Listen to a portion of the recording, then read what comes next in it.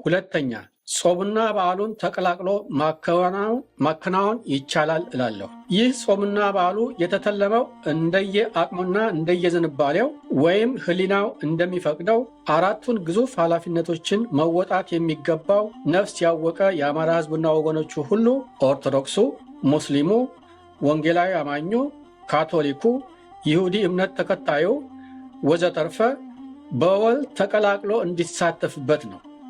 በሌላ ስፍራ እንደማብራራው አስተዋሽ እንጂ ሃይማኖታዊ ስላልሆነ በአንድ ላይ መጾምና በዓልን ማድረግ ይቻላል። ስያሜውም የአማራ ሕዝብና ወገኖቹን ኃላፊነቱን አስተዋሽ ጾምና በዓሉ ወይም የአማራ ሕዝብና ወገኖቹን ኃላፊነቱን አስተዋሽ ባህላዊ ምልክቱ ይባላል።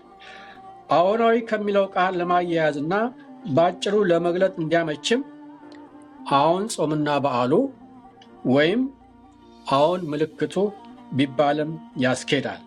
የአማራን ሕዝብ ከወገኖቹ ጋር ያለውን ትስስር የዘነጉቱ ወይም ወገንነቱን ያልተቀበሉቱ ወይም አጠራሩን ያቀላጠፉ የሚመስላቸው አንዳንዶች የአማራው ምልክት ማለት ይቀናቸው ይሆናል።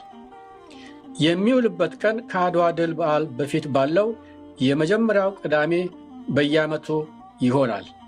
እንደሚታወሰው የአድዋ ድል የአማራ ሕዝብ እርስ በርሱ እንዲሁም ከሌሎች ኢትዮጵያውያን ወገኖቹ ጋር አብሮና ተባብሮ ድንቅ ታሪክ የሰራበት የቅርቡ አጋጣሚ ነው።